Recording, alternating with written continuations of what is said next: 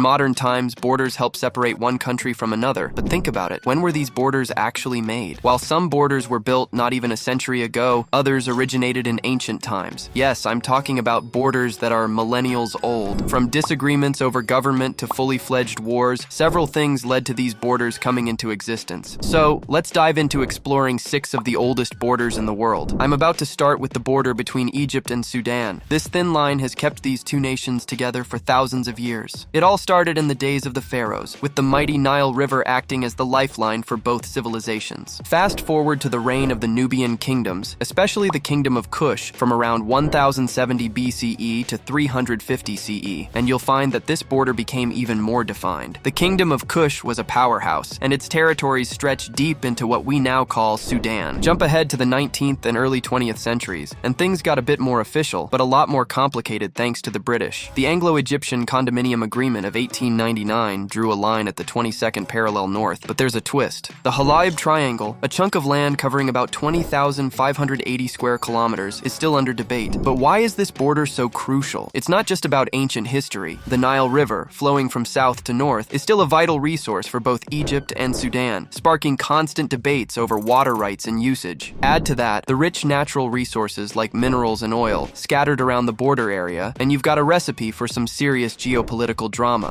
Moving on to the border between China and Mongolia. This one is similarly steeped in history, dating back to the construction of the Great Wall of China during the Qin dynasty around 200 BCE. This isn't just any wall, it's a colossal barrier meant to keep out those nomadic invaders, especially the fierce Xiongnu. The Great Wall became one of the first markers of Chinese territory. As centuries rolled by, various dynasties took their turn at the reins, including the Han dynasty from 206 BCE to 220 CE and the Ming dynasty from 1368 to 1644. Each of these dynasties didn't just maintain the wall, they expanded and fortified it, making sure the boundary stayed strong and secure. Fast forward to the early 20th century, and the Qing dynasty collapsed in 1911. That's when Mongolia seized the moment to declare its independence. By 1924, the Mongolian People's Republic was born, and the border between China and Mongolia started to take its modern shape. Various treaties, especially the 1962 Border Treaty, helped to nail down the details. Now, this border stretches 4,670 kilometers. It snakes through a wild variety of landscapes. We're talking about deserts, towering mountains, and vast steppes. Some key spots where the action happens include Ehrenhot in China and Zamanyud in Mongolia. These crossing points are buzzing hubs of trade and cultural exchange hubs, keeping the ancient connection alive in modern times. Now, it's time to discuss one of the most discussed separators in the world, the Radcliffe Line, which borders India and Pakistan. It was established in 1947 when the Indian subcontinent was divided because of the partition, but the history of the two countries begins with the Indus Valley civilization that existed from 3300 to 1300 BCE. This civilization was located in what is now referred to as the northwestern zone of the Indian subcontinent, which comprises modern Pakistan and the northwestern part of India. Here the steeples of Harappa and Mohenjo-Daro, the modern forebears that established the templates for cultural and territorial differences. A little further ahead, powerful dynasties such as the Maurya and the Mughal are the ones defining and redefining these borders, which are steeped in multiple linguistic and cultural influences. Then the year 1947 came, which was a year of revolution. The British divided British India into two new nations, India and Pakistan, using religious demography as the key criterion. But who will draw this new border? That's when Sir Cyril Radcliffe stepped in, the man chosen to draw the boundary line. He was given the huge task of partitioning a nation within a few weeks. And what came out of it? The Radcliffe Line runs roughly 3,333 kilometers long, right from the area of Kashmir in the north to the Arabian Sea in the south. Recently, this border has become an active military flashpoint, particularly for territories such as Kashmir and Siachen Glacier. However, there are a few crossing points, including Wagah and Atari in Punjab, that remain accessible for trade and travel relationships. Now, we're about to explore the line between Iran and Iraq because it's one of the oldest and most disputed borders on Earth. This border is as old as civilization itself, dating back to Sumerian city-states, the first complex society in Mesopotamia, and the Elamite Empire in 4000 BC. This border has shifted many times throughout the millennia, particularly in the times of the Achaemenid Empire and the subsequent Parthian and Sasanian empires. Moving to the 20th century, you can see the border getting defined even further. The Treaty of Erzurum, which was signed in 1847, was intended to settle some issues between the Ottoman Empire and Persia over the control of some areas. However, the major point in the negotiations was the Algiers Agreement of 1975, aiming at the regulation articulation of the conflicting interests along the waterway of the Shat al-Arab. These waterways are crucial both for the Indian and Pakistani strategy and for the economy of both countries. This border is about 1458 kilometers and runs across several territories such as mountains, rivers, and deserts. It was also the theater of the Iran-Iraq conflict of the 1980 to 1988, one of the longest and most destructive wars of the 20th century. Coming down to the border between Portugal and Spain, this one was known as La Raya in Spanish and Araya in Portuguese, is one of the oldest borders in Europe. It was formally established with the Treaty of Zamora in 1143, which recognized the independence of Portugal from the Kingdom of Leon. This treaty marked the beginning of Portugal as a distinct political entity, and the border has remained relatively stable ever since. Subsequent treaties further refined the demarcation of the border, notably the Treaty of Alcañices in 1297. This treaty, signed between King Denis of Portugal and King Ferdinand IV of Castile, settled several disputes and solidified the boundary. The border stretches approximately 1,214 kilometers from the Minho River in the north to the Guadiana River in the south. La Raya traverses diverse landscapes, including mountains, rivers, and plains. Key towns along the border include Valença in Portugal, along with Tui in Spain in the north, and Elvas in Portugal, along with Badajoz in Spain in the south. The region is known for its rich cultural heritage, with many border towns featuring fortifications and historical landmarks from centuries of military and political conflict. In modern times, the border is open due to the Schengen Agreement, allowing for the free movement of people and goods. Now get ready to learn the history of one of the oldest borders in history, the border between England and Scotland. This boundary is several centuries old, tracing its existence back to the early medieval ages. However, it was the Treaty of York in 1237 that laid much of the present-day boundary. It is approximately 154 kilometers from the River Tweed on the east coast to Solway Firth on the west coast. This border has been put through its fair test for sure, which could be attributed to the rather strained